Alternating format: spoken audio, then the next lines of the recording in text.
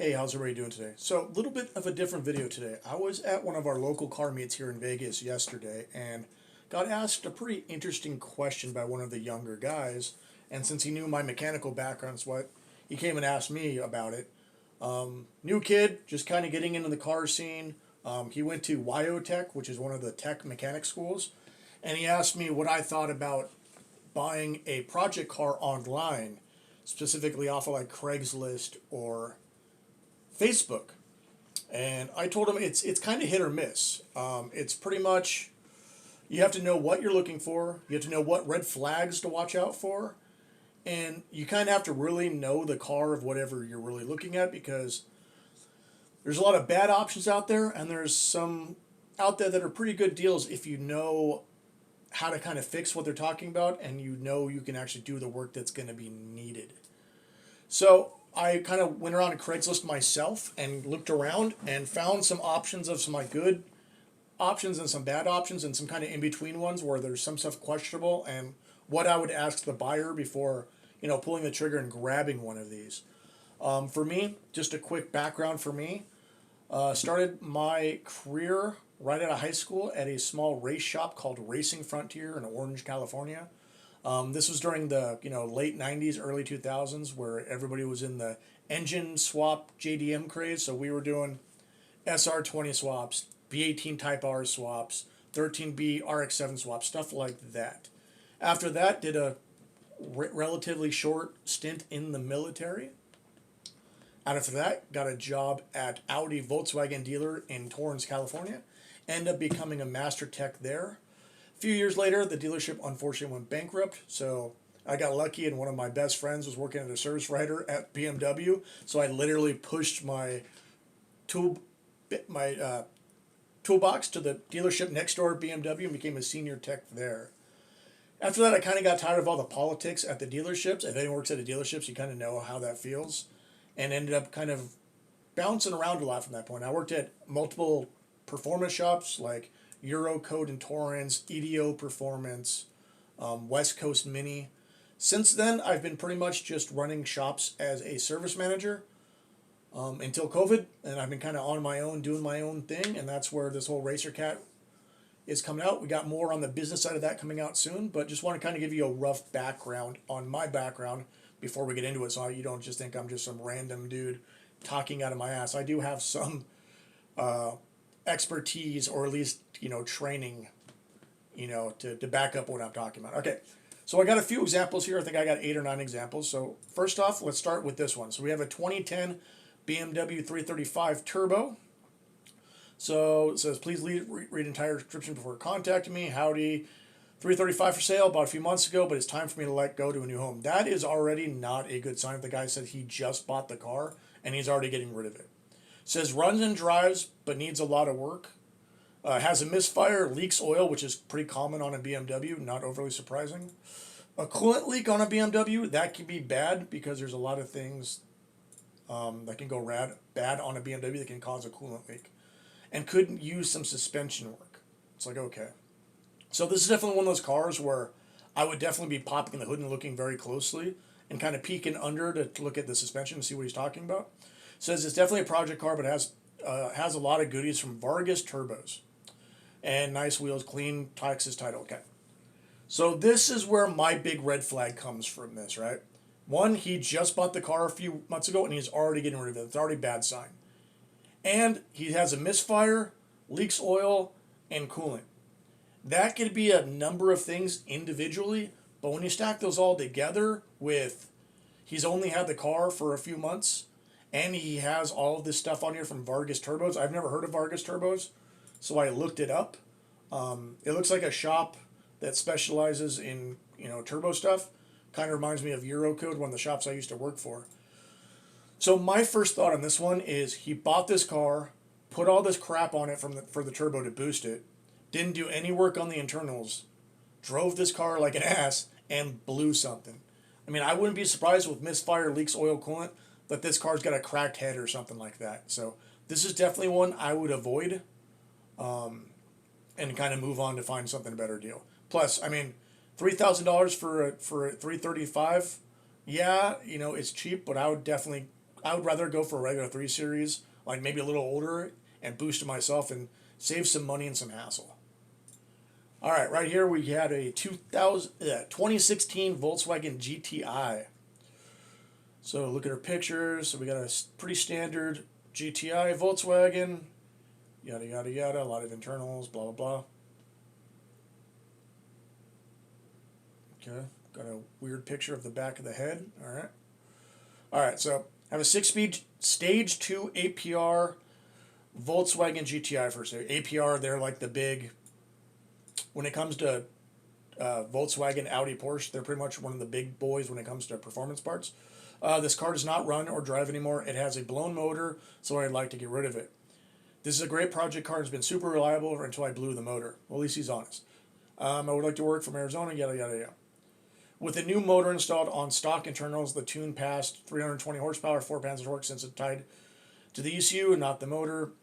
All right, so aftermarket, Stage 2 clutch, APR Stage 2 tune, turbo intake, wheels, dog bone mount, just means it's a solid motor mount, lowered on coils, steel oil pan, NGK, blah, blah, blah.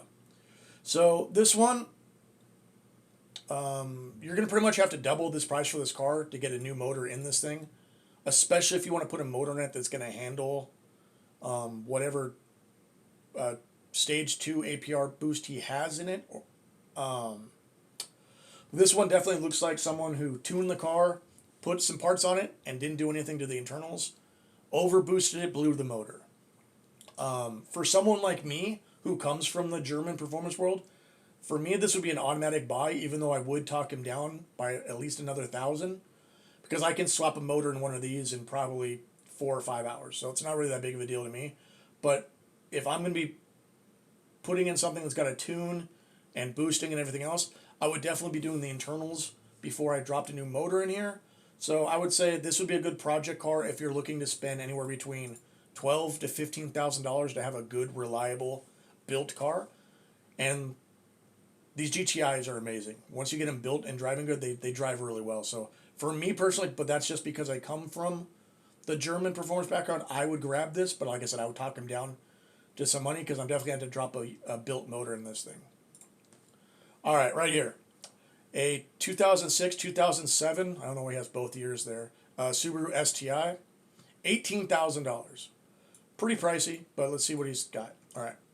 So, yada, yada, yada. Model, son went to college. I had fun building the car. Beautiful, blah, blah. 60-year-old owner, adult owned. This is not a kid's toy. Basically, blah, blah, blah. Kind of tooting his own horn. The color's from some Mopar BS, which is automatically not good in the GDM market. All right. This is one of those ones where I would warn the person before buying this. This person lists a giant list of upgrades. I mean, as you can see, this is a pretty extensive list of upgrades to the car. 2 things. 1, I want to see receipts. If this car was built at a shop, I want to be able to contact that shop and verify everything in this. Because especially when you get into things that are, things that are eternal. He's not going to let you pull the head off a car to see what the internals are, obviously. So for something like this that has this big, long list of upgrades, I want to see receipts. I want to see a shit ton of pictures if he did the work himself. If it was done by a shop, I want to be able to contact the shop. I want to see receipts and get verified that this work was done by a professional. It does say who the car was tuned by, which is fine, but that doesn't, anyone can tune and dyno a car. These internals, I want this to be done by a reputable person, or at least someone who did it right. And like I said, a lot of the stuff you can't verify on site, so I would really be looking at, I want to see pictures of this stuff installed, and I want proof that these were bought, and, just get documentation of that this stuff is actually true as much as you can. That's my biggest thing when it comes to people who list all this stuff. Like, once you added all this stuff up, this may be a great buy, you know what I mean? But the other thing, he doesn't post any pictures of the motor, of suspension work, or anything else. It's literally just these 3 shots of his body kit and his paint job, which is kind of a weird red flag to me, because if I'm posting all these giant upgrades to the suspension, to the motor, I want to show that stuff off, especially if I'm trying to sell the car. Usually, if you have someone who did this reputable and he has everything done to this properly, he's going to show a bunch of pictures of everything that's done to the car. And someone who builds a car themselves, they're usually going to be taking pictures every step of the way. So, like I said, this one, main thing, verify, verify, verify. That's the big thing on this one. So beware on stuff like this. Just make sure this is a good buy.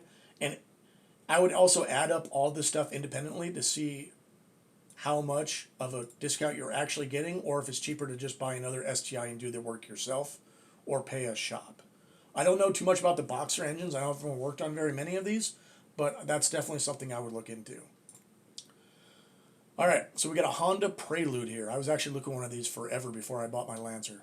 2000 Prelude H22A, best motor you can have in a Prelude, $500. Blew a rod out of the block, so obviously needs a new motor. Automatic trans, definitely wouldn't buy this as an automatic, but that's just me. Car sealed, apply for a okay, so this is another one. I would not trust this because he bought the car and didn't have the pink slip, and now he's saying, you're going to have to apply for a missing title pink slip. Body damage spots, has 2 brand new front tires, doesn't run, will need to be towed, blah, blah, blah. So my big thing on this one is what this would sound like to me from this, besides for the blown motor, sounds like he bought it with a blown motor, and then he was probably struggling to get the title, couldn't get the title, and now he's selling it to deal so someone else can deal with the headache of trying to get this title from this last owner. I really wouldn't buy anything with a missing or bonded title just because it can become a headache, and you don't know if the car is stolen, you don't know any background of the car pretty much. It's not like you can do a Carfax and get the information or contact the previous seller about the information. The other thing is you don't know how long this car has been sitting, and they post a picture of it covered in snow. So you got to worry about rust and corrosion and stuff like that. So I would stay away from this one. I would not touch this car personally with a 10-foot stick. Yeah, and for $500 for an automatic blown motor Honda Prelude, it's really not the best buy. You can find one of these that runs for a couple thousand more, and you don't have to deal with all these hassles. So I would definitely stick away from this one at all costs. All right, now we got a full-on Porsche race car. This one can be a great buy if you're on it and if you know anything about Porsches. 150 grand. I personally would not buy a pre-built race car for that price, especially since Porsche people, especially when you get into the high-end Porsche people, you can ask people if you've contacted people like BBB Performance in Orange, California, they'll tell you that a lot of these Porsche people can have a stick up their ass. And you kind of get to this one at this point. Where does he say it in here? Oh, I only sell to Porsche specialist builders. So this guy's already going to be a hassle. So, I mean, unless you're buying this just as a collector car and you know more about it, I wouldn't buy this. If you're buying a full-fledged spec race car, I wouldn't be spending more than like 15, 20 grand on it, because depending on if you're going to use it as an actual race car and you're not just collecting as a collector, you don't know if the car is going to be built toward the spec that you're looking for, whatever series you're running. You don't know if anything is going to change in that series and if you're going to have to rebuild the cage and stuff like that. And you can usually save a lot of money just by doing the work yourself or finding a small mom and pop shop to help you do the work than to buy something like this. That's just my personal preference. I mean, that's probably coming from me from being a car builder. I would prefer to build the car myself. That way I know the work is done. I know how it's done. Because anyone who's worked on cars that are project cars from other people that I've got in, you don't know who did the wiring. You don't know who did the upgrades. Every car you get in is going to be completely different from the last one. It can be the same model, same year, but depending on how the car was built, how the upgrades were done, how the wiring was done, everything you get is completely different. You can be sitting in this thing having to trace wires for days at a time because it's not using the stock wiring diagram. You got to trace everything. So that's my only hiccup. So I want to kind of talk about that when it comes to buying a full-fledged race car, and the fact that it's a Porsche race car, and they only want to sell to Porsche specialist. It's another one I kind of stick away from. All right, here's another fully built car. We have a Honda Integra Type R, 15,000. Price is kind of whatever. He has a big list of parts. It's really small here, but he does put like all the prices for the stuff that he was done.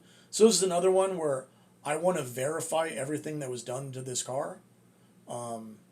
Externally, this one does look like it's in a good phase of, if you're going to use this for like time attack or club racing, it's in a good starting stage. He does have the cage. He's got the floorboards in. It's completely gutted. He does not have... The problem with this car, okay, if you're going to use this car for, say, time attack, he has the whole front of the car gutted, which means you're only going to be able to rub in this car in unlimited time attack and the highest ranked time attack spec that whatever you race it in.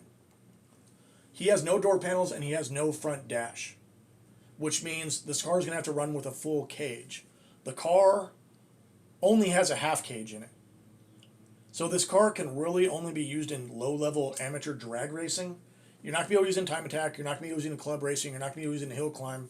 Because since his front end is gutted, basically, it's going to need a full cage. This isn't going to be legal in any spec past drag racing.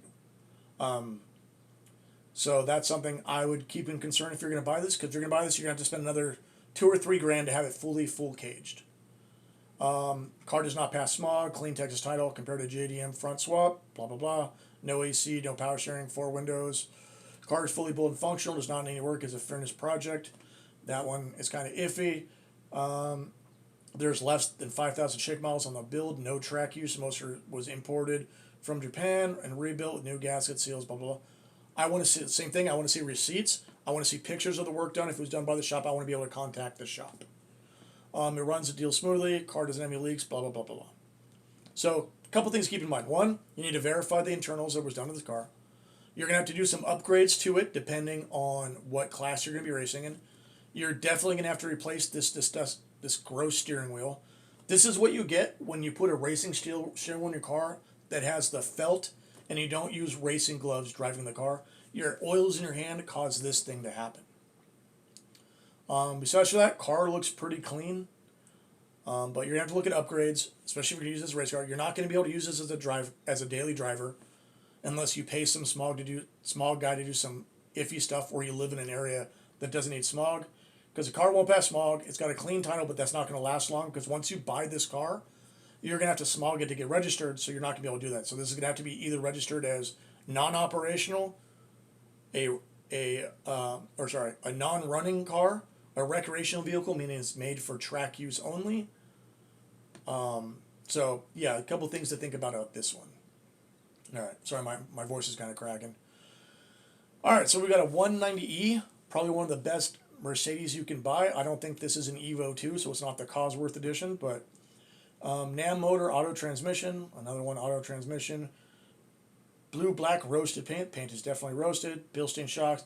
It's been parked for a few years and needs a revival. Purchase a new battery, fuel pump. Car is turning over, but it's still not starting. So with this one, I would automatically assume this needs a new motor and it has no compression. He's got a new fuel pump, new filter, so obviously it has fuel going to the motor. It's got a new it's got a new battery. The car most likely has spark. So I'm guessing this is a no compression car. These motors don't come cheap. And parts for them don't come cheap. I would personally buy this car because I would want the body as a 190E and build it into like the 190E Evo 2 type car and use this for either drifting or time attack. But that's just me. But I would already assume that this thing is going to need a new motor from the start. Car is turning over, still not starting. So, one, if you see something like this, I would definitely take a scan tool with you. Scan it to see what you can get when it comes to trouble codes. Might give you a better idea of what it needs. Could be something simple like it needs a crankshaft or camshaft position sensor, and it's not starting because it can't get the timing of the car down. So, yeah, I personally would buy this, but you would have to be ready to put some money in this car. Bare minimum, a few $100. The maximum, you're probably going to drop a new motor in this thing, for a few thousand. So I definitely would not be paying $13,000 for this car. Unless the guy allows me to bring a compression tester with me, a scan tool, and do some testing to the car there. Find out what's wrong with the car, give him an idea of what that's going to cost to fix the vehicle, and then negotiate the price from there. So all that would really depend on how much this person is willing to work with you, and then go from there. All right, so we got another Prelude here. Let's see, 2000 Prelude, base 5 model, 4-cylinder H22A, good motor, third owner, clean title, and accident history. 70K on block, replaced long block with an eBay salvage engine out of the Florida. Before swapping in, replaced all the engine gaskets and seals. Like same thing, I would want pictures, I'd want details, I'd want receipts, and eBay motor, I want to see where he bought it and what the eBay motor said about the motor before he bought it. The only thing that we'll consider is try to trade, brand new parts, new rebuild, valve jobs, cams, like I said. You want receipts. This guy does have some pictures of the motor apart and going back in the car. So you know, at least you know this is a good base to start with. At least you know for a fact the motor has been out and the motor has been taken apart. So at least you have some idea of what's going on. Interior motors, blah, blah, blah. Like I said, I want pictures. Oh, here you go. This is a good sign right here. This one, I would actually work with the owner just because it says, I have the entire history from the shop that took care of it. So this was done in a shop, so that's good. And he says he has the entire history from the shop, so you can contact the shop. And then this other one, I have a ton of pictures of all the parts I replaced and the work that I performed. So this is actually probably a very good buy. I don't know. I would have to look at the parts and kind of add everything up to see if it's worth the $7,500. But this is good. He's got plenty of pictures. He's got a shop contact. The title is clean and it runs and drives. This would be a great project car. I would personally buy this one once I verified everything. One, it's got the H222 motor in it, which is the motor you want in the car unless you're going to do a case swap. It's got plenty of pictures. It's got verification through a shop. And, you know, if you can prove receipts, this is something I would definitely grab. So this is definitely a plus for me. I would grab this one immediately if I was looking for a Prelude. All right, last one. One of the golden cars of this kind of era. So this one, Skyline, air restored, registered, R32, project car, Washington, plan on paying it, keep it stock, blah, blah, blah. It's got a couple issues. The car runs and drives, but we'll not figure out why the car currently goes into limp mode. Usually when cars like this go into limp mode, it's usually a sensor issue because it can't get a setting, so it's basically backtracking because the car basically puts itself in limp mode as a precautionary so it doesn't blow something up. So if you know anything about the RB motors, this one could be a good buy. It is rear-wheel drive, so it is not the GTR, so just so you know. So you got to kind of mess with the car. You don't know what it is, so you're going to have to plan putting some money into it. $17,000 for a stock GT Skyline isn't bad, but my big thing about this car, besides for limp mode, because, I mean, like I said, that could be something easy, it could be something hard, is the bodywork on this thing. It's got front fenders on it, like, okay, cool. He's got a door on it, it's already kind of wavy and dented. And then he's got the rear quarter panel. It looks like the quarter panel was cut, and he put another quarter panel on it. I don't trust bodywork from something like this, especially when it's not done and it kind of looks kind of like the job is kind of iffy. You got to be worried about Bondo. You got to worry about, is it sealed properly? Was the welding good? Is it going to get corrosion? Is it going to get rust? And then you got the really ugly R34 bumper on an R32, which I really don't like. I think it looks tacky. If you want an R34, buy an R34. Don't throw an ugly body kit on the R32 to make it look like the R34. And that's also not really a good fitting front bumper either, because the front bumper sits probably 6 inches below the side skirts on the rear bumper. So it already doesn't even look good. Motor, it looks like he's got an eBay Chinese intercooler pipe on it. So for Skyline, I mean, I know everyone wants a Skyline right now, but I would stick away from this one just because the bodywork looks kind of iffy. It's got an ugly body kit on it, so I'd be going to try to find, the stock front bumper, stock, hood, stock fenders and all that to make it a true R32 and make it look back to stock.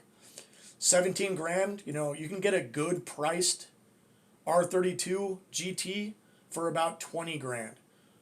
I mean, you're going to import a new bumper, new hood, new fenders. So you're probably going to spend another couple grand just getting the parts to make this back to stock. And then you got to be worried about this rear quarter panel if it's done properly or not. So that's my rant on buying project cars online. Let me know in the comments what you guys think. Any comments, questions? You guys have any feedback or, your different maybe ideas on the stuff that I found, what you would think of it, if you would buy them or not. And then, of course, like, subscribe, all that. We're a new channel. We're a new business. We're building here in California. Lots of new stuff and builds coming soon. Bunch of racing events coming up. So thanks for watching. I'll see everyone soon. Cool. Thank you.